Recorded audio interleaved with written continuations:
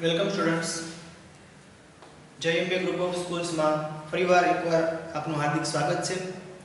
હવે આપણે ધોરણ 10 નું જે સાયન્સનું ચેપ્ટર નંબર 13 ની શરૂઆત કરવાના છીએ, જેનું નામ છે વિદ્યુત પ્રવાહની ચુંબકીય અસરો. તો આગળનું જે ચેપ્ટર હતું વિદ્યાર્થી મિત્રો, એની અંદર આપણે વિદ્યુત પ્રવાહ વિશે ચર્ચા કરી ગયેલા કે ભાઈ વિદ્યુત શું છે, એના પરિપથ કેવા આવે, બરાબર છે, એના વિશે આપણે વાતો કરી હતી. એક સ્ટેપ આગળ કે આની અંદર આપણે વિદ્યુત પ્રવાહની ચુંબકીય અસરો કે ભાઈ જે વિદ્યુત પ્રવાહ છે તે અને ચુંબકની જે અસરો છે એકબીજા સાથે કેવી અસર વર્તાતી હશે એની આપણે વાતો કરવાની છે. તો સૌથી પહેલા આ જે ચુંબક શું છે એના વિશે આપણે ચર્ચા કરી લઈએ કે ભાઈ આપણે ચુંબકીય અસરો તો જોવાની છે, પણ એમાં ચુંબક એટલે શું? હવે વિદ્યાર્થી મિત્રો, આપણે બાળપણથી જ આ ચુંબક વિશે વાકેફ છીએ કે ભાઈ આપણે એના જે પ્રયોગો પણ કરેલા હોય. તમે કોઈ ચુંબક છે એ ચુંબકને તમે જો લોખંડની નજીક, લોખંડનો કોઈ ટુકડો હોય એની નજીક રાખો તો શું થશે કે ભાઈ એ લોખંડનો જે ટુકડો છે એ આકર્ષાય અને ચુંબક સાથે ચીપકી જશે. એટલે કે ચુંબક છે એ આ લોખંડ છે, નિકલ છે, એવી કોઈ દ્રવ્યો હોય, ચુંબકીય દ્રવ્યો, એને આકર્ષવાનું વલણ ધરાવે છે. તેના પરથી આપણે કહી શકાય કે ચુંબક એ ચુંબકીય દ્રવ્યનો એક ટુકડો કે જે કાં તો કુદરતી રીતે મળી આવે છે અથવા લોખંડ કે સ્ટીલને કૃત્રિમ રીતે ચુંબકીય બનાવવાથી પણ મળે છે. હવે આપણે વાત કરી કે ભાઈ ચુંબક જે છે એ આપણને કુદરતી રીતે પણ મળી આવે છે અથવા કોઈ લોખંડ હોય કે સ્ટીલ હોય તેને કૃત્રિમ રીતે ચુંબક પણ બનાવવામાં આવે છે. ચુંબક તો બંને રીતે આપણને મળી શકે, કુદરતી રીતે પણ આપણે મેળવી શકીએ અને એને કૃત્રિમ રીતે બનાવવામાં પણ આવે છે. અને આ જે ચુંબક છે એ લોખંડ, મેં તમને કીધું કે લોખંડ છે, કોબાલ્ટ છે, નિકલ છે, જેવા કે ચુંબકીય ગુણધર્મો ધરાવતા જે પદાર્થો છે એ પદાર્થોને આકર્ષવાનું વલણ ધરાવે છે. તો આવું જે ચુંબક છે એ ચુંબક વિશે આપણે આજે વાતો કરવાની છે. હવે ચુંબક તો આપણે જોઈ ગયા કે ભાઈ ચુંબક શું છે કે ભાઈ કોઈ લોખંડ, કોબાલ્ટ કે નિકલ જેવી કોઈ ધાતુ હોય એને એક આકર્ષવાનું વલણ ધરાવતો એક પદાર્થ છે કે દ્રવ્યનો ટુકડો છે.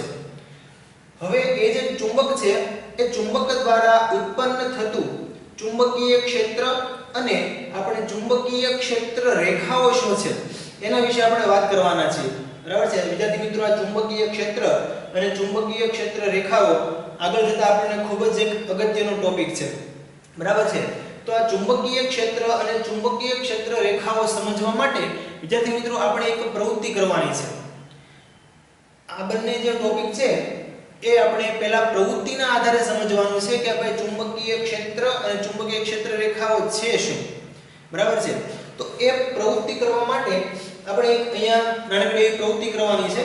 હવે એમાં શું કરવાનું છે કે ભાઈ તમને એક આપણે પેલો ડ્રોઈંગ પેપર આવે, એક સિમ્પલ ડ્રોઈંગ પેપર લેવાનું છે અને એ ડ્રોઈંગ પેપર ની ઉપર આપણે એક ચુંબક લેવાનું છે, ગજિયો ચુંબક. તો વિદ્યાર્થી મિત્રો આપણે થશે કે ગજિયો ચુંબક એટલે શું? તો તમે જોઈ શકો છો કે એક આવો લંબચોરસ એક આપણી પાસે ચુંબકનો જે ટુકડો હોય એને આપણે કહીશું ગજિયો ચુંબક. એમાં એના બે ધ્રુવો હશે, એક N ધ્રુવ, એક ધ્રુવ છે ને N ધ્રુવ કહેવાય અને બીજો જે ધ્રુવ છે ને S ધ્રુવ કહેવાય. વિદ્યાર્થી મિત્રો, આવા કોઈ પણ ચુંબક હોય એને હંમેશા બે ધ્રુવો હોય છે. એક N ધ્રુવ એટલે કે ઉત્તર ધ્રુવ તરીકે વર્તે છે અને બીજો જે છેડો છે એને દક્ષિણ ધ્રુવ તરીકે ઓળખવામાં આવે. આ ચુંબક છે, ચુંબકના વિદ્યાર્થી મિત્રો ઘણા બધા પ્રકાર છે. ગજિયો ચુંબક કહેવાય, ઘોડાની નાળ જેવો ચુંબક આવે, પેલો યુ આકારનો ચુંબક આવે. બરાબર છે. તો આ ચુંબકના જુદા જુદા પ્રકારો છે. એની અંદર પણ બે ધ્રુવો તો હોય જ, ઉત્તર ધ્રુવ અને દક્ષિણ ધ્રુવ. તો આપણે એક એવો ગજિયો ચુંબક લેવાનો છે કે ચુંબકનો લંબચોરસ ટુકડો હોય એવો. બરાબર છે. તો એ ગજિયા ચુંબક અને આપણે જે ડ્રોઈંગ પેપર લેવાનું છે એ ડ્રોઈંગ પેપરની ઉપર સેન્ટરમાં આપણે એક ગજિયો ચુંબક હોય એ ગજિયો ચુંબક સેન્ટરમાં મૂકી દેવાનું. પછી શું કરવાનું છે, એ ગજિયા ચુંબકની આસપાસ જે પેપર હતું એ પેપર ઉપર આપણે લોખંડનો એકદમ બારીક જે ભૂકો હોય એ બારીક ભૂકો ભભરાવવાનો છે. ભભરાવવાનો એટલે કે વેરવાનો છે. હવે આપણે એવું નથી કરવાનું કે કોઈ જગ્યાએ આપણે ઢગલો કરી દેવાનો છે, કોઈ જગ્યાએ આછો આછો કરવાનો, એવું નથી. બધી જ જગ્યાએ આખા પેપરની અંદર એક સરખો જે લોખંડનો ભૂકો છે એ આપણે ભભરાવવાનો છે, એટલે કે વેરવાનો છે. તો એના માટે તમે વિદ્યાર્થી મિત્રો આપણે જે પેલા મીઠાની ડબ્બી આવે એનો પણ તમે ઉપયોગ કરી શકો, અથવા તો ચા ગળવાની જે ગળણી આવે એનો પણ તમે ઉપયોગ કરી શકો. એની અંદર તમે લોખંડનો એકદમ બારીક ભૂકો હોય એ નાખી તમે વ્યવસ્થિત એક સરખો આખા પુઠ્ઠા ઉપર કે આખા પેપર ઉપર તમે ભભરાવી શકો, બરાબર છે? તો આખા પેપર ઉપર એક સરખો આ જો પેપરનો ધારો કે પેપરનો ટુકડો છે, સેન્ટરમાં આપણે ત્યાં ગજ્યો ચુંબક મૂકેલો છે, તો એના ઉપર આપણે આખા પેપર ઉપર લોખંડનો એકદમ જે બારીક ભૂકો છે, બારીક ભૂકો આપણે વેરી દેવાનો. ચાલો પછી શું કરવાનું છે? પછી આ જે પેપર હોય એ પેપરના એક છેડે તમે પેપર જગ્યાએ પુઠ્ઠું પણ વિદ્યાર્થી મિત્રો લઈ શકો. હવે એ જે પુઠ્ઠું હતું એના કોઈ એક છેડેથી આપણે એને ધીમે ધીમે ધીમે ટોકર મારવાની છે. ટક ટક ટક આપણે કરીએ ને તો એમ ટોકર મારવાની છે. થોડી વાર તમે ટોકર મારો એટલે તમને કંઈક તમને એમ અવલોકન જોવા મળશે. કેવા અવલોકનો? કે ભાઈ અહીંયા જુઓ સેન્ટરમાં આપણે ગજ્યો ચુંબક મૂકેલો છે. હવે સેન્ટરમાં ગજ્યો ચુંબક રાખેલો છે અને એની આજુબાજુ આપણે શું કરીએ છીએ કે ભાઈ લોખંડનો એકદમ બારીક ભૂકો ભભરાવીએ છીએ. તો શું થશે કે ભાઈ ચુંબક છે એનો ગુણધર્મ આપણને ખબર છે કે ભાઈ લોખંડ જે છે એને પોતાની બાજુ આકર્ષવાનું વલણ ધરાવે છે કે એના ઉપર બળ લગાવે છે, આકર્ષણ બળ લગાવે છે. જેના કારણે શું થશે કે એની આજુબાજુમાં રહેલો આ જે લોખંડનો જે ભૂકો છે એ આકર્ષાય અને ચુંબક તરફ એ આકર્ષાશે. એટલે એનું બળ જે છે એ ચુંબકની તરફ લાગતું હશે, બરાબર છે? જે એકદમ નજીક રહેલા જે લોખંડના નાના નાના પાર્ટિકલ્સ છે તે ગજિયા ચુંબક સાથે ચોંટી જશે. જ્યારે દૂર રહેલા જે છે એ ચોંટશે નહીં, પરંતુ એ ચોક્કસપણે બળ અનુભવતા હશે. જેના કારણે આપણે જોઈ શકીએ છીએ કે ભાઈ આવી એક સરસ મજાની એ ભાતમાં ગોઠવાઈ જાય છે, બરાબર છે? તો વિદ્યાર્થી મિત્રો એના ઉપરથી આપણે ચુંબકીય ક્ષેત્ર અને ચુંબકીય ક્ષેત્ર રેખાઓ શું છે તે સમજવાનું છે અને એની વ્યાખ્યા આપવાની છે. તો આપણે જો વિદ્યાર્થી મિત્રો જોઈ શકીએ છીએ કે ભાઈ જ્યારે આપણે ગજિયા ચુંબકની આજુબાજુના વિસ્તારમાં લોખંડનો એકદમ બારીક ભૂકો ભભરાવીએ છીએ, બરાબર છે? ત્યારે એની આસપાસના વિસ્તારમાંથી આ જે ચુંબક છે એ બળ લગાવે અને જે ચુંબકનો લોખંડનો જે બારીક ભૂકો છે એના કણો ચુંબકને ચોંટી જશે અથવા તો જે દૂરના જે કણો છે ચોક્કસ ભાતમાં ગોઠવાઈ જશે. આવું શા કારણે થાય છે કે ભાઈ આ જે ચુંબકની આજુબાજુનો જેટલો વિસ્તાર છે, બરાબર છે? હવે વિદ્યાર્થી મિત્રો ધારો કે તમે કોઈ આ લોખંડનો ભૂકો છે તમે આટલે દૂર રાખેલો છે, તો ત્યાં આ વિસ્તારમાં ચુંબકની જે અસર છે એ નહીં વર્તાતી હોય, બરાબર છે? કેમ? કેમ કે એ જે એનું જે આજે અહીંયા આપણે ધારો કે લોખંડનો ભૂકો વેરેલો હોય, ભભરાવેલો હોય, તો એ ચુંબકના ચુંબકીય ક્ષેત્રની બહારના વિસ્તારમાં છે. તો આ ચુંબકીય ક્ષેત્ર એટલે શું? તો વિદ્યાર્થી મિત્રો ચુંબકીય ક્ષેત્ર એટલે કે ભાઈ આ જે ચુંબક છે એની આસપાસનો એટલો વિસ્તાર કે જે વિસ્તારમાં આ ચુંબકની અસર વર્તાતી હોય, બરાબર છે? એટલા વિસ્તારને એ ચુંબકનું ચુંબકીય ક્ષેત્ર કહેવામાં આવે છે. અને ચુંબકીય ક્ષેત્ર રેખાઓ એટલે શું કે ભાઈ ચુંબકીય ક્ષેત્ર રેખાઓ એટલે જો આપણે એની આજુબાજુમાં જ્યારે આપણે આ ચુંબકનો ભૂકી છે વેરેલી હોય, ભભરાવેલી હોય, ત્યારે એ ચોક્કસ એક ભાત ઉત્પન્ન કરે છે. આપણે જોઈ શકો છો આ એક ચોક્કસ એક ભાત જેવું દેખાય છે. તો આ જે ચોક્કસ જે ભાત છે, બરાબર છે, એ ભાતને કે એ રેખાઓને આપણે ચુંબકીય ક્ષેત્ર રેખાઓ તરીકે ઓળખવામાં આવે છે. એટલે કે એની આજુબાજુના વિસ્તારમાં જે એકદમ ચોક્કસ ભાત રચાય છે એ ભાતને આપણે કહીશું ચુંબકીય ક્ષેત્ર રેખાઓ. અને ચુંબકીય ક્ષેત્ર એટલે શું કે ચુંબકની અસર જેટલા વિસ્તારમાં પ્રવર્તતી હોય એ વિસ્તારને આપણે કહીશું ચુંબકીય ક્ષેત્ર. તો જસ્ટ ખાલી બારનું ઉદાહરણ આપું. આપણે એમ કહેતા હોય ને કે ભાઈ અહીંયા આ વિસ્તાર છે, આ વિસ્તારનું પોલીસ સ્ટેશન છે. હવે એ પોલીસ સ્ટેશનનો વિસ્તાર કંઈક ફિક્સ જ હોય કે જો આટલા વિસ્તારમાં કંઈક ગુનો થયો હોય ને તો એ પોલીસ સ્ટેશને જ તમે ફરિયાદ નોંધાવી શકો. એમ આ એક જે ચુંબક છે એ ચુંબકની આસપાસનો જે વિસ્તાર છે કે ભાઈ જેટલા વિસ્તારમાં આની અસર અનુભવાતી હોય એટલા વિસ્તારને એનું ચુંબકીય ક્ષેત્ર કહેવામાં આવે છે, બરાબર છે? તો એના પરથી વિદ્યાર્થી મિત્રો આપણે એની વ્યાખ્યા જો લખવી હોય તો એ પ્રમાણે લખી શકાય કે ચુંબકીય ક્ષેત્ર એટલે શું? તો કે ચુંબકની આસપાસનો વિસ્તાર કે જ્યાં ચુંબકના બળની અસર અનુભવાતી હોય તે વિસ્તારને ચુંબકનું ચુંબકીય ક્ષેત્ર કહે છે. ચુંબક જે છે એ ચુંબકની આસપાસનો એટલો વિસ્તાર કે જેટલા વિસ્તારમાં એની અસર અનુભવાતી હોય એટલા જ વિસ્તારને એનો ચુંબકીય ક્ષેત્ર તરીકે ઓળખવામાં આવે છે. જુદા જુદા જે ચુંબકો હોય એ જુદા જુદા ચુંબકને આધારે એનું ચુંબકીય ક્ષેત્ર પણ જુદું જુદું હોઈ શકે છે. કોઈ પ્રબળ ચુંબક હોય તો એનું ચુંબકીય ક્ષેત્ર વધારે હોય, બરાબર છે? કોઈ નિર્બળ ચુંબક હોય જે આકર્ષણનું વલણ ઓછું ધરાવતું હોય તો એનું ચુંબકીય ક્ષેત્ર છે તે કેવું હશે? ઓછું હશે, બરાબર છે? તો ફરી એકવાર ચુંબકની આસપાસનો વિસ્તાર કે જેમાં ચુંબકના બળની અસર અનુભવાતી હોય તે વિસ્તારને ચુંબકનું ચુંબકીય ક્ષેત્ર કહે છે. ઓકે, ચાલો નેક્સ્ટ છે ચુંબકીય ક્ષેત્ર રેખાઓ. કે ચુંબકીય ક્ષેત્ર રેખાઓ કોને કહેવાય? તો આપણે કીધું એમ કે ભાઈ ગજિયા ચુંબકના ચુંબકીય ક્ષેત્રમાં જેટલા વિસ્તારમાં ચુંબકીય ક્ષેત્ર લાગે છે એટલામાં જ ભાર પડવાની છે. તો ચુંબકના ચુંબકીય ક્ષેત્રમાં પ્રવર્તતા બળને કારણે, હવે આપણે વાત કરીએ કે ચુંબકીય ક્ષેત્ર જેટલા વિસ્તારમાં પ્રવર્તતું હોય એટલા વિસ્તારમાં ચુંબકનું બળ લાગતું જશે, આકર્ષણ બળ. તો એ બળને કારણે લોખંડની ભૂકી જે રેખાઓની દિશામાં ગોઠવાય છે, એટલે કે જે ભાતમાં આપણે હમણાં જોયું, જે ભાતમાં ગોઠવાય છે, આપણે જોયું કે ભાઈ આ રીતની એક ભાત પડતી હતી, બરાબર છે. તો આ જે ભાત છે તમને જે આકૃતિમાં દેખાય છે આ બાજુના બાજુ, એને કહેવાય ચુંબકીય ક્ષેત્ર રેખાઓ, બરાબર છે. ખરેખર એ હોતી નથી, મતલબમાં આપણે નરી આંખે આપણે જોઈ શકતા નથી, પરંતુ એક ચોક્કસ આપણે કેમ કરીએ પ્રવૃત્તિ કરી, એ પ્રવૃત્તિના આધારે આપણે કહી શકીએ, પ્રેક્ટિકલના આધારે કે એક ચોક્કસ ભાત રચાય છે, બરાબર છે, રેખાઓ રચાય છે, એવું આપણે અનુમાન કરી શકીએ. તો એ જે પેટર્ન છે, એ જે ભાત છે, એને આપણે કહીશું એની ચુંબકીય ક્ષેત્ર રેખા, બરાબર છે. ફરી એકવાર કે ભાઈ ગજિયા ચુંબકના ચુંબકીય ક્ષેત્રમાં એની આસપાસમાં જે આકર્ષણ બળ લાગે છે, ચુંબકીય બળ લાગે છે, જેના કારણે લોખંડની ભૂકી જે રેખાઓની દિશામાં ગોઠવાય છે તે રેખાઓને જ આપણે કહીશું ચુંબકીય ક્ષેત્ર રેખાઓ, બરાબર છે. તો આ બંને વિદ્યાર્થીઓ ટોપિક ખૂબ જ અગત્યના છે, ચુંબકીય ક્ષેત્ર અને ચુંબકીય ક્ષેત્ર રેખાઓ. એ તમને પૂછે તો આપણે આકૃતિ સહિત આ રીતે દર્શાવી શકીએ. હવે બીજું કે આ જે ચુંબકીય ક્ષેત્ર આપણે કીધું કે ભાઈ ચુંબકીય ક્ષેત્ર એટલે કે આસપાસનો વિસ્તાર કે જેમાં ચુંબકના બળની અસર અનુભવાતી હોય એને આપણે ચુંબકનું ચુંબકીય ક્ષેત્ર કહી શકીએ. પણ ધારો કે આપણે કોઈ ચુંબક છે, બરાબર, એની આજુબાજુમાં કેટલા વિસ્તારમાં ચુંબકીય ક્ષેત્ર ઉત્પન્ન થાય છે કે એની દિશા આપણે દર્શાવીએ છીએ, બરાબર છે. તો એના માટે શું કોઈ સાધન હશે? તો હા, કે કોઈ ચુંબકની આજુબાજુ ઉત્પન્ન થતું જે ચુંબકીય ક્ષેત્ર છે એને જો આપણે દર્શાવવું હોય, બરાબર છે, તો અને ચુંબકીય ક્ષેત્રની દિશા જો શોધવી હોય તો આપણે એક સાધનનો ઉપયોગ કરી શકીએ છીએ. એ સાધનનું નામ છે હોકાયંત્ર. સાધનને શું કહેવામાં આવશે? હોકાયંત્ર.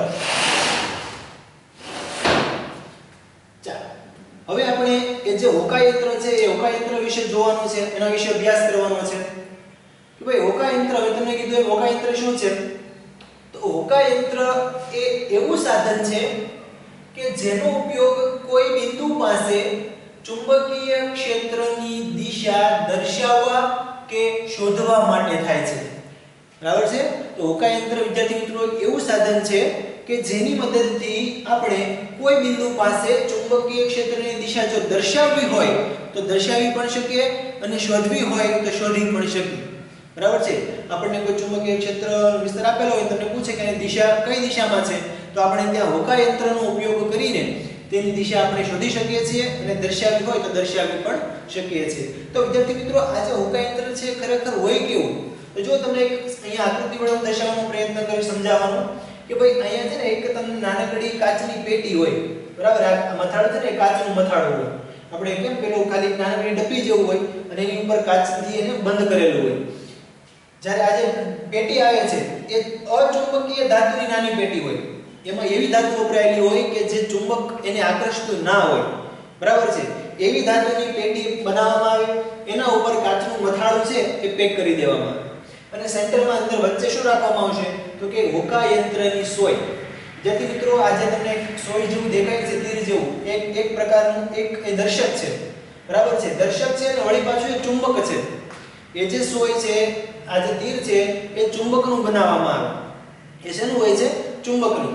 અને એ જે ચુંબકનું બનેલું હોય અને એવી રીતે ગોઠવવામાં આવે સેન્ટરમાં કે જેથી એ સમક્ષિતિજ સમતલમાં મુક્ત રીતે ભ્રમણ કરી શકે. સિમ્પલ આપણે કેમ ઘડિયાળ છે, એક પ્રકારના ઘડિયાળ જેવી જ રચના હોય. એમાં જે નીચેની આ પેટી છે એ અચુંબકીય ધાતુની પેટી હોય, એટલે કે ચુંબક તેને આકર્ષતું ના હોય અને એની ઉપર જે કાંટા છે એની જગ્યાએ એક કાંટો હોય, સેન્ટરમાં ધરી સાથેનો ફિટ કરેલો હોય, પણ એ સરળતાથી મુક્ત રીતે ભ્રમણ કરી શકે એ રીતે એની રચના હોય. અને ઉપરથી એ કાચની જે મથાળું હોય, મથાળા વડે પેક કરી દીધું હોય, બરાબર છે. તો શું થશે કે ભાઈ જો હોકાયંત્ર એ દર્શક રૂપે એક નાના ચુંબકનું બનેલું હોય છે. આ દર્શક પિન કહેવાય. આ પિન છે શું છે? એ દર્શક જ છે અને એ ચુંબકનું બનેલું હોય. આ શેનું બનેલું હશે? S જો એને આપણે બે ધ્રુવો છે, S ધ્રુવ અને N ધ્રુવ. મેં તમને કીધું એમ કોઈ પણ ચુંબક હોય એટલે એને બે ધ્રુવ હશે, S ધ્રુવ અને N ધ્રુવ. આ નાનું ચુંબક એવી રીતે લટકાવેલું હોય છે કે ટેકવેલું હોય છે કે જેથી તે સમક્ષિતિજ સમતલમાં મુક્ત રીતે ભ્રમણ કરી શકે. આને સેન્ટરમાં એ રીતે ગોઠવેલું હોય કે જેથી તે સરળતાથી જે દિશામાં ફરવું હોય તે દિશામાં સરળતાથી ફરી શકે. હોકાયંત્રમાં નાના ચુંબકને ચુંબકીય સોય તરીકે પણ ઓળખવામાં આવે છે. આપણે કીધું આ જે નાનકડું જે ચુંબક છે કે જેની અંદર હોકાયંત્રની અંદર જે ચુંબકનો ઉપયોગ કરવામાં આવે છે એ ચુંબકને ચુંબકીય સોય તરીકે પણ ઓળખવામાં આવે છે. આ છે ને ચુંબકીય સોય પણ એને કહેવાય. એક પ્રકારનો નાનો ચુંબક જ છે, દર્શક પિન. હોકાયંત્રની સોયના છેડાઓ, હવે હોકાયંત્રની સોયની વાત આવે એટલે આપણે આની જ વાત કરવાની છે. હોકાયંત્રની સોયના છેડા લગભગ ભૌગોલિક ઉત્તર અને દક્ષિણ દિશા તરફ રહે છે. સોયનો એક છેડો એટલે કે શીર્ષ, આને શીર્ષ કહેવાય અને આને પૂંછ કહેવાય, પૂંછડી, અને આ શીર્ષ એટલે કે મોઢું, મથાળું. એનો જે શીર્ષ છે એ ઉત્તર દિશા દર્શાવે છે, જેને ઉત્તર ધ્રુવ કહેવામાં આવે છે. જ્યારે એનો બીજો છેડો એટલે કે પૂંછ તે દક્ષિણ દિશા દર્શાવે છે અને જેને દક્ષિણ ધ્રુવ કહે છે. આને ઉત્તર ધ્રુવ કહેવાય અને દક્ષિણ ધ્રુવ તરીકે ઓળખવામાં આવે છે. તો વિદ્યાર્થી મિત્રો, આ એક થઈ ગયું હોકાયંત્ર. હવે આ કેવી રીતે કાર્ય કરશે? તો કે ધારો કે આપણે કોઈ ચુંબક છે, બરાબર, આપણે ચુંબક છે, ચુંબકની આજુબાજુ ચુંબકીય ક્ષેત્ર જો મારે શોધવું હોય, ધારો કે આપણી પાસે S અને N ધ્રુવ છે, ધારો કે મારે એની આજુબાજુમાં ઉત્પન્ન થતું આ ચુંબકીય ક્ષેત્ર દર્શાવવું છે, તો કેવી રીતે દર્શાવી શકું? તો એના માટે શું કરવું પડે કે એના માટે આપણે એની આસપાસના અહીંયા જેટલા વિસ્તારમાં એની અસર પ્રવર્તી હોય એટલે કે ચુંબકીય ક્ષેત્ર હોય એ ચુંબકીય ક્ષેત્રના વિસ્તારમાં તમારે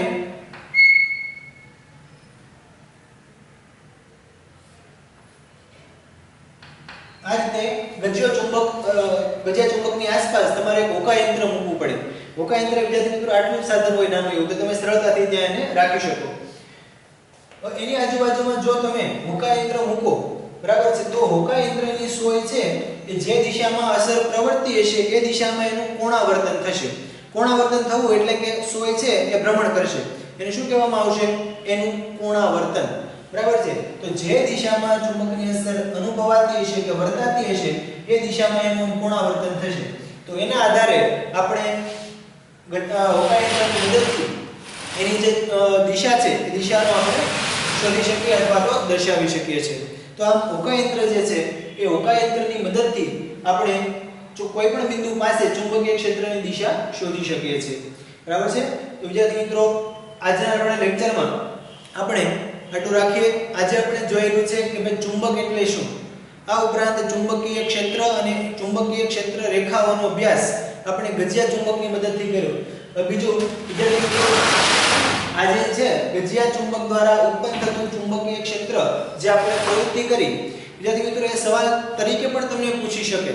જેમ કે ગજિયા ચુંબક દ્વારા ઉત્પન્ન થતું ચુંબકીય ક્ષેત્ર અને ચુંબકીય ક્ષેત્ર રેખાઓ દર્શાવો કે સમજાવો. ગજિયા ચુંબક દ્વારા ઉત્પન્ન થતું ચુંબકીય ક્ષેત્ર ને સમજવું એવું પણ પૂછી શકે, અથવા તો એના દ્વારા ઉત્પન્ન થતી ચુંબકીય ક્ષેત્ર રેખાઓ દર્શાવતો પ્રયોગ વર્ણવો, અથવા તો ગજિયા ચુંબકની આસપાસ ચુંબકીય ક્ષેત્ર રેખાઓ મેળવવી એવો સવાલ પૂછે ત્યારે તમારે આ ખાલી પ્રવૃત્તિ જ લખવાની છે. બરાબર છે. મેં તમને હમણાં જે સમજાવી એ પ્રમાણે તમે પદ્ધતિ અને સ્ટેપ બાય સ્ટેપ એ પ્રવૃત્તિ લખી શકો છો. બરાબર છે. તો એના ઉપરથી આપણે ચુંબકીય ક્ષેત્ર અને ચુંબકીય ક્ષેત્ર રેખાઓની વ્યાખ્યાઓ દર્શાવી. આ ઉપરાંત ચુંબકીય ક્ષેત્રની દિશા દર્શાવવા માટે વપરાતા એવા સાધન એટલે કે આપણે હોકાયંત્ર વિશે ચર્ચા કરી. બરાબર છે. જય અંબે. નેક્સ્ટ લેક્ચરમાં આપણે આગળ જોઈશું. Thank you.